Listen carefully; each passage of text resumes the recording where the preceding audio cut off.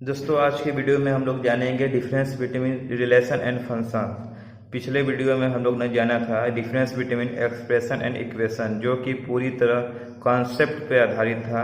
और इस बार भी आपको रिलेशन एंड फंक्शन को रटाया नहीं जाएगा, कॉन्सेप्ट बताया जाएगा। आप वीडियो में बने रहें और लास्ट तक देखें, आपको जरूर कुछ नया सीखने को मिलेगा।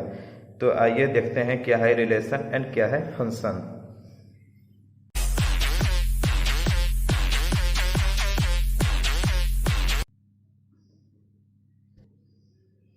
जैसा कि हमने पिछले वीडियो में बताया था इक्वेशन क्या होता है, ठीक है। तो इक्वेशन हम कोई भी लिख लेते हैं एक्स और वाई में। मान लीजिए Y equal to x square और X square equal to Y. ये तो एक ही बात हो गई। या तो हम y square equal to x ले लेते हैं। हम कोई भी इक्वेशन जो कि एक्स और वाई में हो, हम इसको लिख लेते हैं, ठीक है। ये सभी इक्वेशन है और ये बताता है कि हमें एक्स और वाई में एक संबंध है जिसको हम रिलेशन बोलते हैं।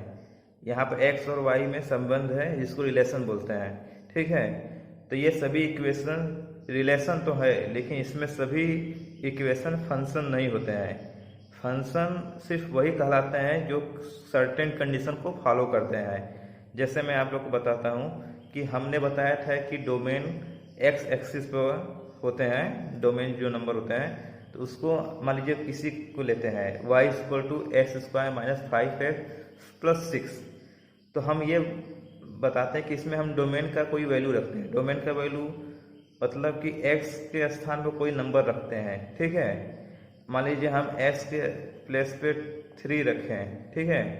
तो वाई क्या आता है, अगर वाई सभी के लिए सेम आए, मतलब कि एक क्लास में 100 बच्चे हैं और हम बोल दें कि एक्स इक्वल टू 3 इसमें पुट हम कर दिए, तो वाई क्या आएगा, तो सभी बच्चों का आंसर एक समान आना चाहिए कि वाई हमारा 0 आएगा, ठीक है।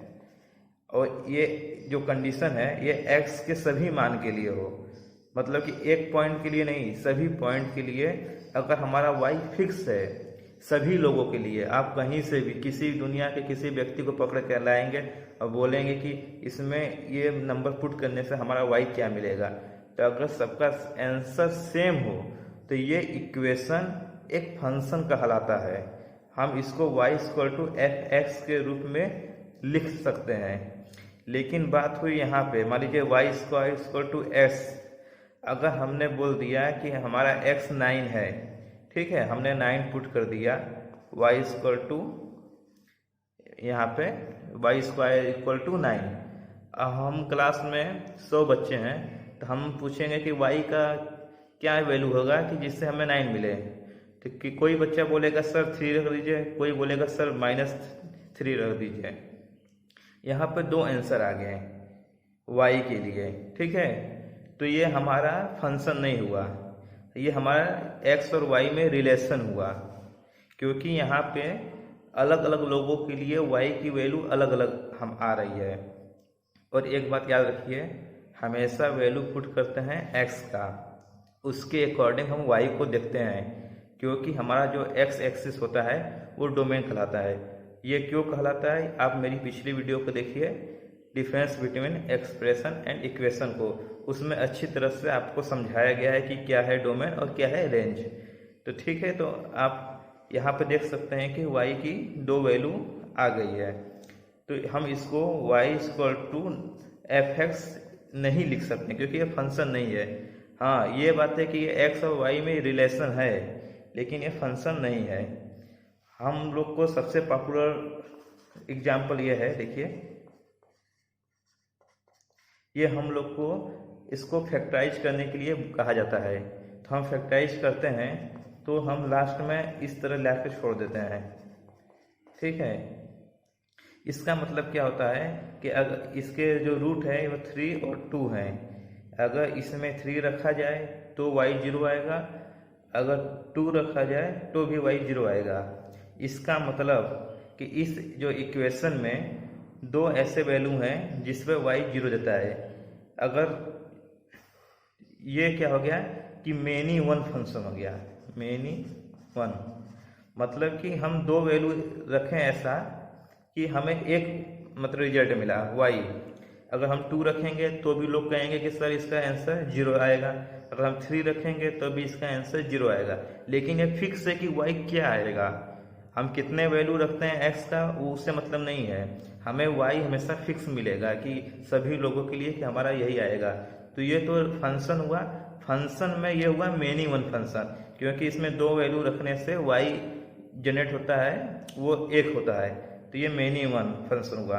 अगर example y equal to x plus 3 लिया जाए, इसमें एक x के लिए एक ही y मिलेगा, तो ये हुआ 1 1 फंक्शन, ये 1 1 फंक्शन हो गया। ठीक है, इसी को लोग बुक में इस तरह बना देते हैं कि यहाँ पे x का मान रखते हैं और यहाँ पे f(x) लगा देते हैं कि इस फंक्शन को f(x) के रूप में लिख देते हैं। मान लीजिए यहाँ पे x1 रखें, ठीक है, तो ये f(x) है, तो यहाँ पर y कितना आएगा 4 आएगा। यहाँ पर 2 रखें तो y 5 आएगा। तो ऐसे एरो दिखा देते हैं। अब मेनी वन में क्या करते हैं कि मेनी वन में यहाँ पे डोमेन लिख देते हैं, यहाँ x वाला, यहाँ पे f(x), ठीक है। तो यहाँ पे अगर हम 3 रखते हैं और 2 रखते हैं तो 0 आंसर आता है, ये मेनी वन और ये 1 1।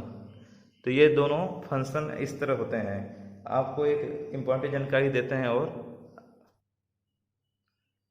यहाँ पे हमने x² - 5x + 6 का ग्राफ बनाया हुआ है।